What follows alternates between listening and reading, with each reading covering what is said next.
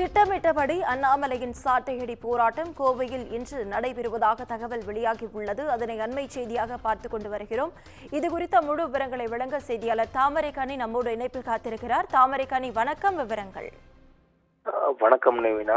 சென்னை அண்ணா பல்கலைக்கழகத்துல கல்லூரி மாணவி ஒருவர் பாலியல் திருப்பதற்கான நிகழ்வு பெரும் பரபரப்பை ஏற்படுத்தியது. மேலும் அந்த நிகழ்வில் ஈடுபட்ட அந்த குற்றவாளியை கைது செய்தனர். இருப்பினும் அவர் மீது உரிய நடவடிக்கை எடுக்க வேண்டும், சட்டப்படியான நடவடிக்கை உடனடியாக மேற்கொள்ள வேண்டும் என கூறி நேற்றைய தினம் பாஜக சார்பில் ஆர்ப்பாட்டம் நடைபெற்றது. ஆனால் அந்த ஆர்ப்பாட்டத்துக்கு முறையான அனுமதி வழங்காத காரணத்தினால அது நேற்றைய தினம் அனைவரும் கைது செய்யப்பட்டு அவர்கள் சிறையில் அடைக்கப்பட்டனர். இந்த நிலையில தான் நேற்றைய தினம் மாலை கோவையில பாஜக மாநில அண்ணாமலை பத்திரிகையாளர் சந்திப்பு நடைபெற்றார். அப்போது அவர் இது மிகப்பெரிய கோரமான சம்பவம், அந்த பெண்ணினுடைய முழு விவரங்களை காவல்துறை எப்படி வெளியிட்டது, அரசு ஏன் வேண்டுமென்றே அந்த பெண்ணுடைய விவரங்களை வெளியிட்டது என பல்வேறு குற்றச்சாட்டுகளை முன்னிறுத்தி பல்வேறு கட்ட போராட்டங்களை அறிவித்தது. அதுவும் குறிப்பாக தமிழ்நாடு முழுவதும் இன்றைய தினம் மாவட்ட தலைநகரில் ஆர்ப்பாட்டம் நடைபெறுத்த வேண்டும் எனவும், அதுபோல கோவையில பாஜக மாநிலத்தில் அண்ணாமலை தலைமையில் ஒரு கவன ஈர்ப்பு ஆர்ப்பாட்டம், அதாவது சாட்டையால் 6 முறை அடித்துக் கொள்ளும் கவன ஈர்ப்பு ஆர்ப்பாட்டம் நடைபெறும் என்றும் அறிவிக்கப்பட்டிருந்தார். ஆனால் நேற்று நள்ளிரவு மன்மோகன் சிங், முன்னாள் பிரதமர் மன்மோகன் சிங் காலமானது காரணத்தினால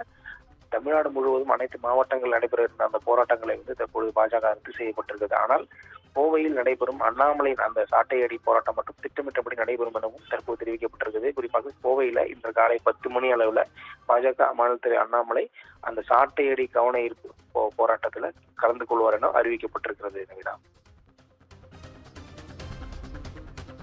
விவரங்களுக்கு நன்றி தாமரைக்கனி.